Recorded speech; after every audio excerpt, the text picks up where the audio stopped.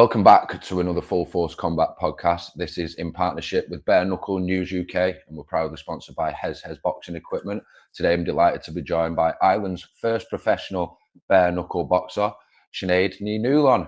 How are we doing? I have pronounced that right, haven't I? I've not butchered the surname there. No, you hit it perfectly. Yeah, no, that was perfect. Yeah, my nana would string me up if I pronounced an Irish name wrong. She'd have the guts for garters. So I'm glad that I got that right. No, you got it right. Perfect. So, because we've never spoken before, I'm just going to go back to sort of the beginning. So, your MMA career, where that all started, you've had some amateur fights and you was early pro in Cage Warriors. So, where did that all begin, Sineadh, and why MMA? I was kind of involved in martial arts since I was about 5. My dad does Brazilian jiu-jitsu, so he kind of like threw me in there and just like wanted to get me to try it out. And from 5 to 8, I just did kind of jiu-jitsu and kickboxing. And then from about 12 onwards, I was like, oh no, I want to fight MMA. Like, I want to go professional. So from quite a young age, I kind of knew I wanted to go pro. Obviously not in bare knuckle. I wanted to go pro in MMA. So then I started in John Kavanagh's gym in Dublin. I was there for 5 years, and I had 12 amateur fights. And then I went pro in 2023. So I've had 2 pro MMA fights, and then I eventually obviously went to bare knuckle. Absolutely. So you mentioned Big John Cav there. So you was at SBG. So what made the transfer over to GB Top Team? Why did you up sticks and come over to the UK? Like, my family is from the UK, so my mum and dad are both British, but I grew up in Ireland, and John Kavanagh's gym was amazing. It's nearly as big as GB. Do you know what I mean? Loads of people and everything, but just for my own personal reasons as well, coming to the UK kind of suited me better, and obviously this was the best gym in the country, so this is where I ended up. Absolutely. With One Punch leading the band there, Yeah. How was the welcome in? Because it's a room full of killers and a room full of nutters such as Nathaniel and Lonnie Carv and Joanna. They're all lunatics, aren't they? Yeah. No, I think I fit in pretty well. I think I'm a bit of a nutter as well, so I think I fit in pretty well. So yeah, no, they were lovely when I came there. They still are. They're all so helpful. The whole gym, we're like a little community. Do you know what I mean? So yeah, I do really appreciate them. So what's the training like for you now, bare knuckle wise? Because I assume that you're not doing the jiu-jitsu and the grappling as much anymore. You're concentrating more on the striking and that sort of thing. Yeah, definitely. Obviously, when I got here, I was still doing the MMA, so I was still doing all the pro sessions. And then obviously when this opportunity came up, I kind of stepped away from the grappling just because of injury. Do you know what I mean? Obviously, I wanted to concentrate more on the bare knuckle, and so I was working with Brad and obviously Nathan Hind, who's fought in BKFC as well. So yeah, I took them 2 along with me and just started training for it. Yeah. So what did One Punch and Nathan say when the opportunity come about? What was their initial thoughts when you said, I'm going to drop the MMA, I'm going to jump straight into the bare knuckle? I think they looked at me like I had about 4 heads at the start. They probably thought, are you okay? Like, you know, but then when I explained to them, like, you know, I want to do this and this is what I want to do, they were so supportive of it. And obviously Nathan loved it because, you know, he's done it. So he was like, yes, like someone else that wants to do it. So yeah, they were really, really supportive. Absolutely. So when did the Manchester opportunity come about? About November time. That was kind of when I knew I was going to be fighting bare knuckle, but I didn't obviously know when. I just knew it would be the start of the year because they hadn't released the date yet. So I had been training with Brad and Nate since November, and obviously I fought in March. So it wasn't a long time frame, but also it was enough time. Do you think it was enough time to prepare you properly? Because you looked really good on your debut. You didn't do anything spectacular. You kept it nice and simple, and the fundamentals was there. So, do you think that the timing was right? So it was about 4 or 5 months, wasn't it, between you knowing and then making your debut? So, do you think that was the right amount of time for you? Yeah, I think it just, like, obviously I had a background in martial arts, so that played a key into it. And obviously my partner, he's a very, very good boxer as well, so I kind of had him as well. But we literally trained every day. Me and Brad did 1-2 pad sessions a week. Me and Nate were training every day. I was sparring. You know, I was having a full camp from November. So as Brad said, simplicity is key. So he was like, just keep it simple. Don't do anything mental or crazy, you know. So even though I would have liked to get the finish or whatever, but I think 5 rounds in the bank in my first fight, like, made a bit of a statement and obviously gave me the experience to do it. Do you know what I mean? Absolutely. So, what have you found different so far? What have you found the main differentials so far between the combat sports? Because you've had a hand in many now. So, what's the main differentials for Oh, you? between MMA and bare knuckle, is that what you're asking me? Mm, Yeah. hmm. Obviously the grappling and everything. The training is a lot different as well. Like obviously every morning the MMA team is on, so you have a structure planned, where like with Brad and Nate, I was just hitting pads, I was doing bag work and I was doing so much skipping, which I hadn't done. Do you know what I mean? So it was like a new challenge to me to kind of take on, and I always love a challenge. So yeah, I did really enjoy it. Absolutely thriving in it. So, the Manchester Fight Week, the whole feel of it. What was your biggest takeaways from it? Just leading up to the event, firstly, because it was a bit of a different experience, wasn't it?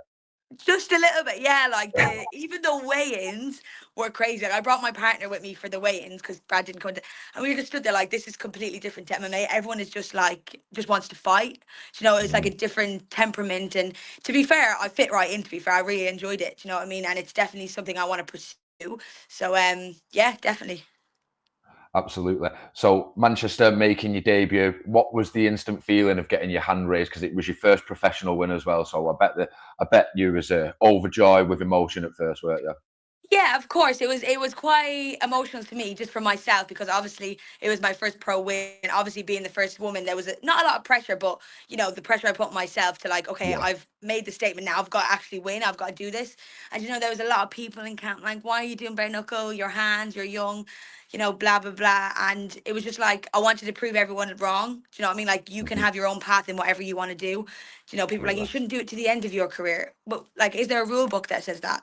No, Mm. I can write my own chapter, and bare knuckle was my chapter, and I honestly think bare knuckle suits me better right now than MMA. So yeah, so it was good to prove everyone wrong. Absolutely. Now, I seen on a clip on your social media, and you speak to someone about breaking barriers and perception of women in bare knuckle.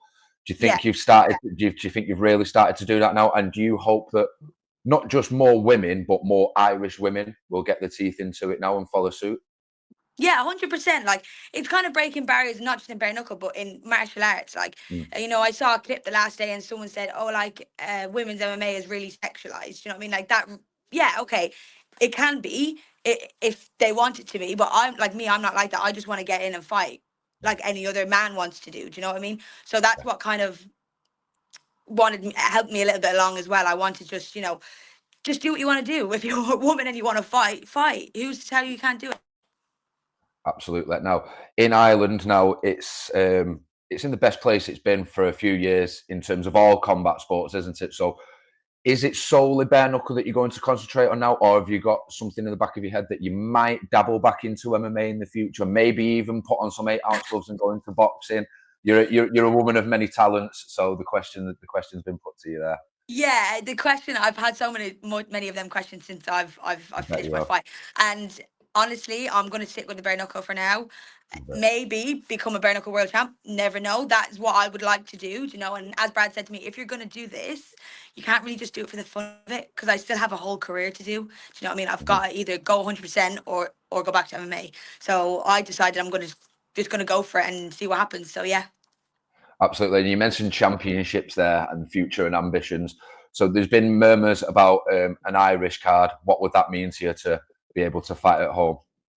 Like being the first woman to do bare knuckle and then being able to fight at home would be literally phenomenal. Like, do you know what I mean? Like, even McGregor messaged me and was like, "Oh, well done! Like now you're in the mix." Do you know what I mean? So I am getting the recognition from obviously him, like because he part owns it and stuff.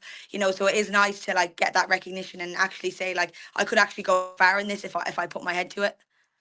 Absolutely. We've seen Hannah Rankin fight for an inaugural championship Yeah. recently, and she was only 1-2-0. If an opportunity come around so soon, would you and One Punch come together collectively and think and take that opportunity, or would you want one or two more to get not just a feel of the ring, but just a feel of the whole sport more in general, so you're more comfortable?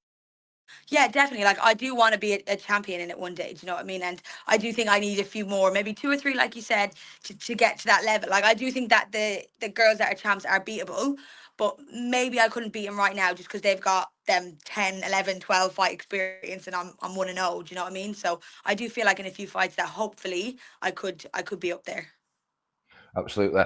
And what does the regime look like today? Because you only flew back over last night, so Are you feeling okay this morning? No tiredness? No, are I'm you ready good. to Yeah, attack so the day in the yeah, the gym? wrestling is going to start, so I'm going to watch that and then get a session in myself, and then obviously go to work because I work here as well. So I live here. I'm here day and night.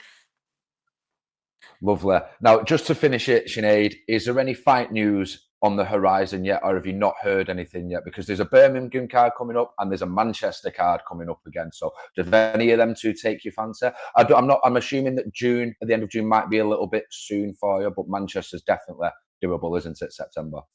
So I did put my name forward for June. Yeah, I want to get straight back in there. There is a lot of talk about going to Europe and stuff as well. So it just depends on what BKFC can offer me. There, my management is dealing with it at the moment. But I will be fighting between June and August. There will be a card that I will be fighting on there, and then obviously, hopefully, Manchester in September. So I want to get out 2 more times at least this year. Brilliant. But So fingers crossed, yeah. Yeah, fingers crossed. So I'm assuming that it's not going to be the Birmingham card. It's not going to be the Manchester card. It's going to be something in between then. Fingers crossed. Yeah, hopefully. Yeah, just waiting for Very the news to confirm it. Very exciting. I won't pressure you too much for the news. And thank you very much for your time today. It's been a pleasure to speak to you. And as a man with a deep Irish heritage, it's great to see that more Irish women are at the forefront of bare knuckle, because that's what we need, isn't it, Sinead? That is exactly what we need. We can't just keep it like you said. I can understand it in an aspect that it's sexualized and stuff, but fighting's fighting. It doesn't matter if you've got long hair and what type of genitalia you've got. Fighting's fucking fighting at the end of the day. Do you know, like in that fight, I broke my hand. Any man could break their hand fighting as well. Do you know what I mean? It's you just got to fight. That's it. That's it. It's the rub of the green, isn't it? So Sinead, thank you very much for your time this morning. Have a lovely day.